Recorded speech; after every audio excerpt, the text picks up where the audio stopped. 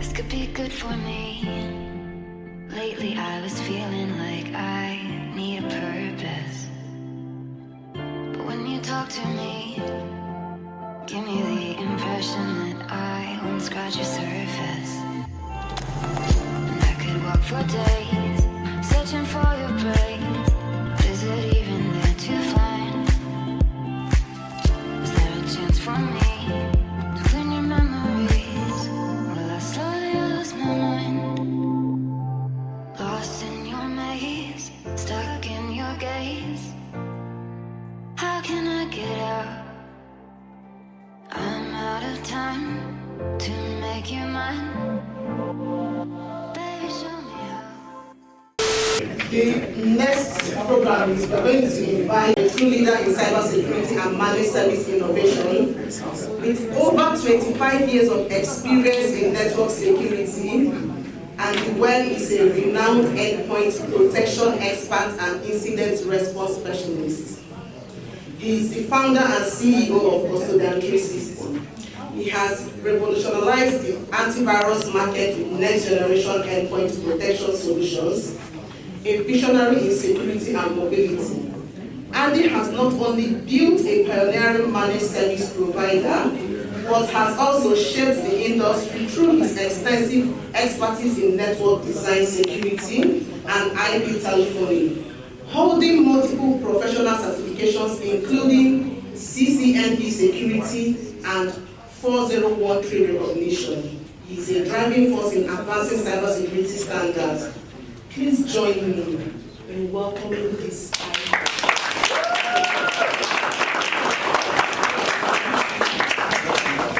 Thank you very much.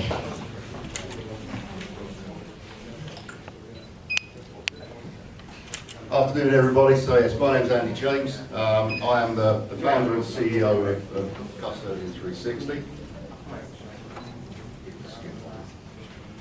So we started way back in 2017, and we bootstrapped now to a multi-million dollar valuation.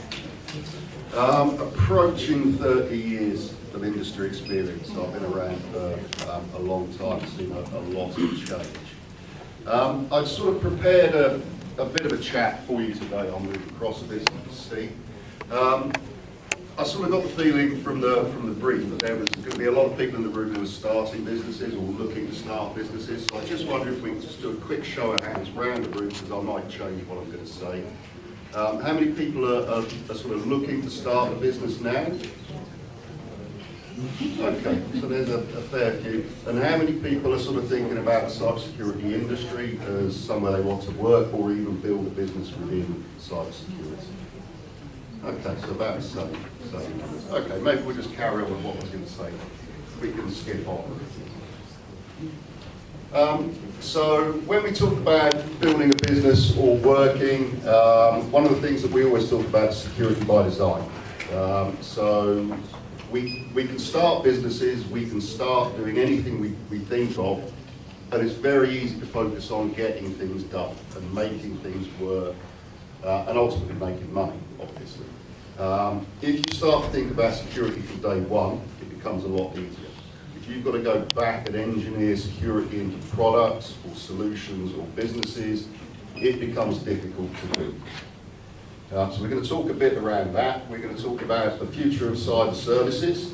So whether or not you deliver cyber in-house, as a business, whether you purchase that through services. And then we're going to talk a little bit about when it goes wrong, and what happens there. We could go on. So security by design, as we say, start from day one with security in mind. Even if you're setting up something as simple as a Microsoft tenant so that your people that you're going to employ or you have access to email, whether that's a Google environment as well. From day one, if you think about security with that, how you stop people logging into that shouldn't be logging into it, it becomes a lot easier to do. If you think about it in 2 years' time, when you've got, say, 20 people in an organisation, it suddenly becomes quite difficult to re-engineer that security. So from day one, you might only be one person. If you think security from that first day, and and make your environments as secure as they can be, you will benefit from it. If you're writing code, secure code from day one. To go back and re-engineer a code stack to embed security into it is very difficult. Depending on the type of business that you're thinking of starting, you're undoubtedly going to fall under some type of framework or some type of compliance. Okay, so there will be rules that you have to follow, safeguards that you have to put in place, but ultimately fines that you have to pay if you get it wrong. Okay, so these are really important things to be aware of. In the UK, GDPR is going to cover you one way or another, whether it's EU or non-EU. If you take and store credit card information, then PCI is going to cover you. And there's a fine for every record if you leak it. Okay, so things like that are really important to be aware of from day one. You need to plan to operate inside the frameworks and compliance. As we say, the sooner you start, the easier it is. If you're thinking about taking credit card payments, you should be thinking about how you're going to operate in compliance with PCI regulations. Always look for areas of improvement. So you can test, you can ask people to test. There's lots of people that are aspiring penetration testers. They like the challenge, so they will test platforms for free for you to get experience. Okay? They may be looking for jobs themselves. You can approach them, they will come in, they will test your platform, test your code base, test any applications, tell you if there's areas that need improvement. Okay, so there's a lot of resource. Once you get into more grown-up businesses, you have to pay for it. But in the early days, there's lots of people around. Vicky mentioned B-sides. There's a whole community there of people that want things to test. You know, that's their passion, that's what they do. And if you ask them, they'll come and rattle through a code base for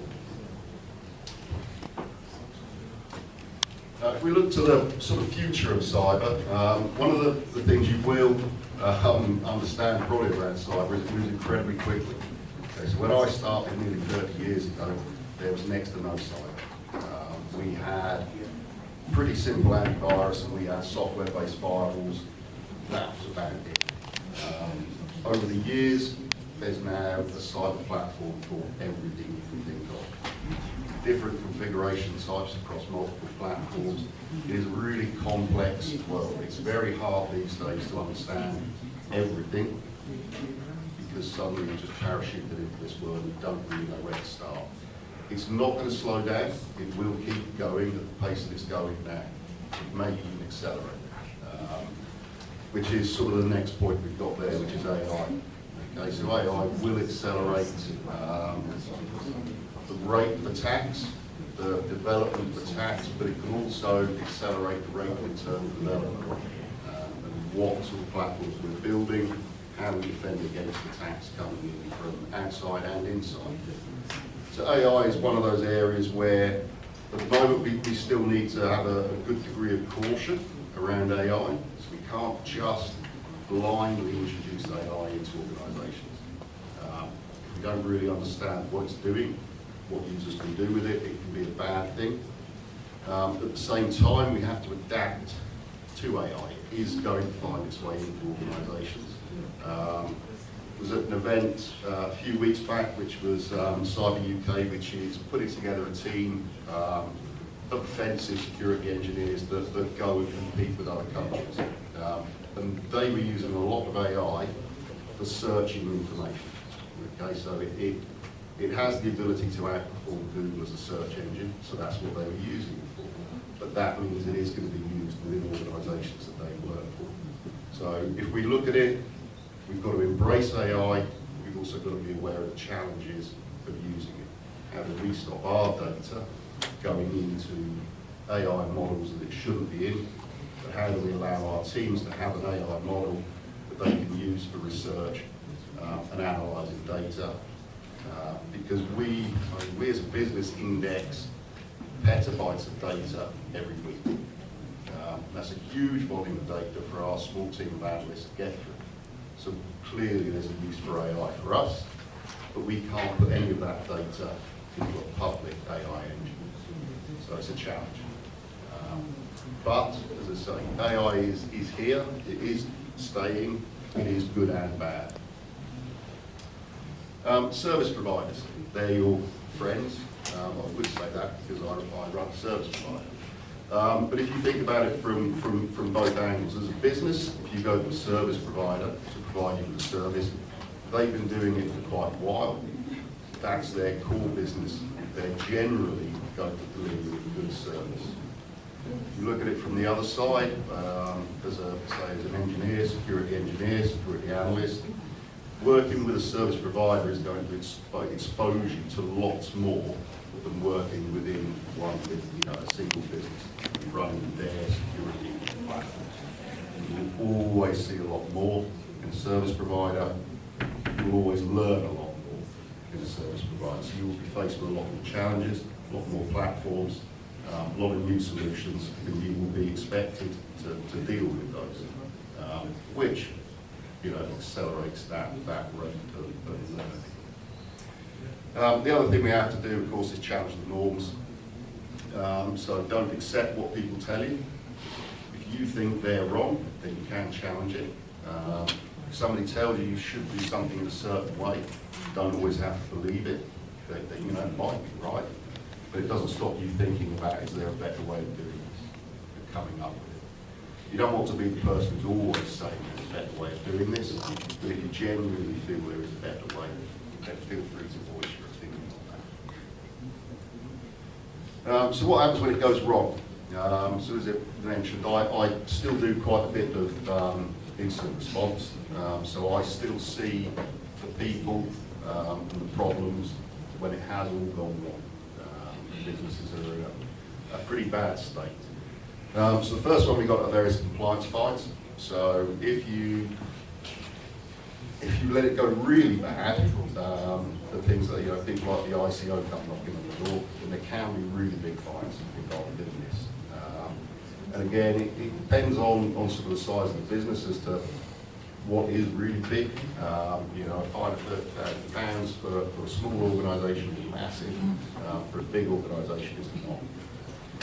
So they're not always fair, these sort of compliance fines. You might think, if Big A, when they got hit by Magicards, they ended up with a fine somewhere around 30 million, which they still haven't paid.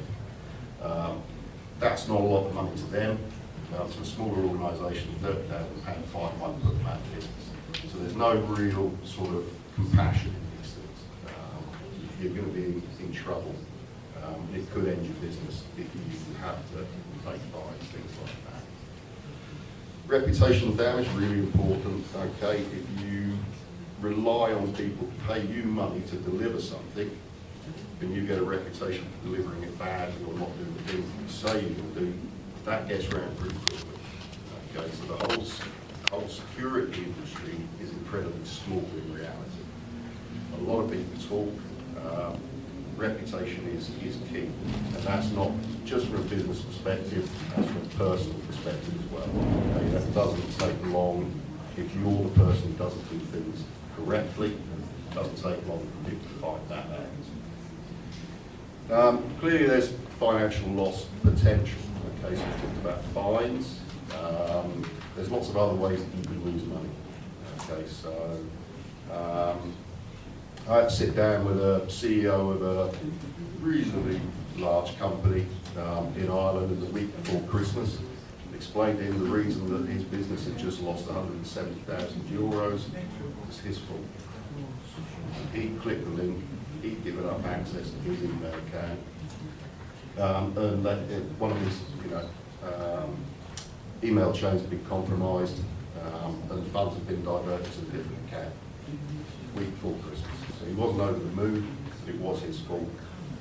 He hadn't taken up the advice previously, and that had allowed something to attack their environment and cause them a lot of hardship. So it can be the end of businesses. Okay, so we've seen this quite a lot in the last couple of years, specifically around sort of ransomware organisations that have gone in. They're really clever now. They look at balance sheets of businesses and say, this is what you can afford to pay. and they stand firm on that now. And what we've seen is a lot of businesses have got to that point, and they just said, you know what, there's no point continuing. So they folded the business and moved on. Okay, not bothered paying the rest, and they've just given up, shut the doors, and said that's us. So in conclusion, think cyber all the time. Doesn't matter whether it's at work, whether you start a business, whether it's your personal life. Okay, everybody should be thinking cyber first these days. Biggest risk we see generally is drive-by threats. So this is just unlucky. Okay, so it's doing the cyber basics is what you should be doing. At home, we've all got technology in our homes, whether that's just a router that connects to your broadband and provides wireless. They have updates, they should be applied. Okay, people can access through that. In business, you've got to keep on top of updates, etc. If you're an engineer and analyst, then that's your job to keep on top of it as well and spot those risks and vulnerabilities. Don't try and do it all yourself. It's very hard to do it all yourself. Lean on other people. As I say, there's lots of skills available. When you're starting out, there's lots of skills available free that you can make use of. As businesses get a bit further down the road, you've got to pay for it, but it's still available. And don't believe the hype, really. A lot of people will tell you all these fantastic things around the security industry. A lot of it is still basics. Okay, how we prevent unauthorised access to it. We, set up good authentication schemes. We apply patches. We do those basics, and that deals with the majority. The advanced attacks are unlikely to hit the majorities. We do see them, but they're unlikely to hit the majority. The majority will fall victims to the simple stuff. I think we're at the end there, aren't we? So, if there's any questions, more than happy to take those. Yeah. Thank you so much for the presentation. My name is Anura Ogindo. So I have like 3 questions and one for you. Okay. So when you were introducing yourself, you said you bootstrapped your way, right? Mm-hmm. And as someone who is also towing that line, right? Mm-hmm. What are the strategies that you could advise that I take? That's one. And secondly, as someone who's building a small startup, right, and building a software as a service, what are the, in quotes, affordable tools that can be implemented or integrated as we build our software as a service, right? Mm-hmm. And the third question is what are the financial mistakes that you could advise that I can take? Okay, I'll try to do all 3. So the first one, I mean, bootstrap is hard because there's never money. Okay, so you always feel like you're on the back foot. Okay, somebody's always coming and taking money off you.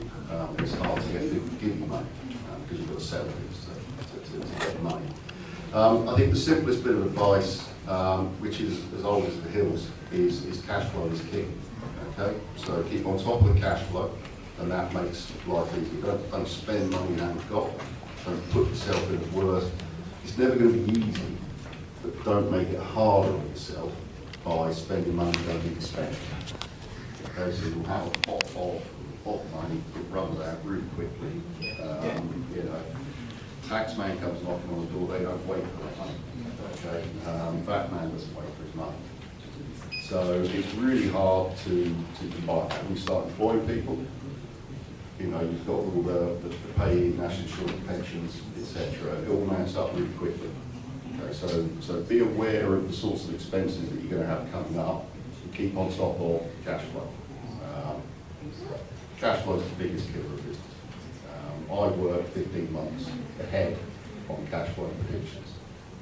So that allows me to sleep at night and relax, not constantly thinking, because one month I pay out 100,000, the next month they don't, but it all evens out over the year.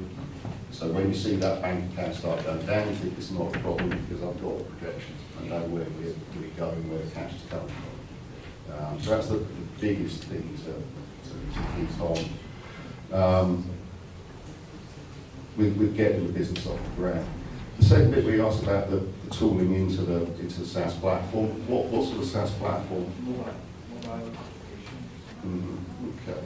And what sort of resource? Resources in what?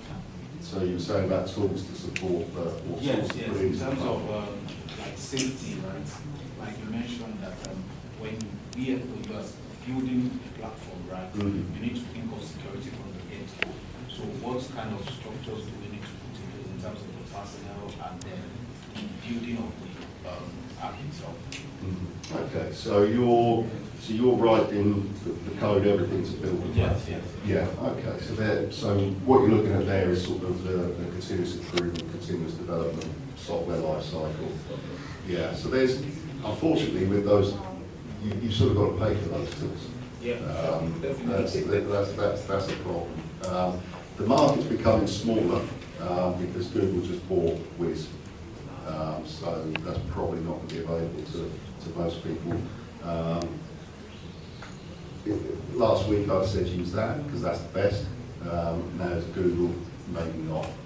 But there are a few good providers that do that whole sort of cloud security monitoring bits. Okay, so they will tell you when you're out of compliance. They will scan your code as it's uploaded, edited.